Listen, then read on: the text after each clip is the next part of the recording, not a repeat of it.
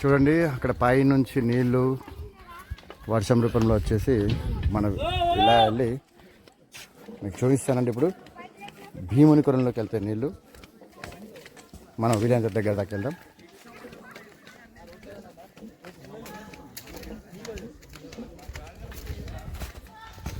చూడండి ఇవన్నీ వాటర్ అన్నమాట. ఇలా వచ్చేసి మనకు కానీ నీళ్ళు ఉన్నప్పుడు తీసే ఛాన్స్ మనకి ఎప్పటికీ దక్కదనమాట.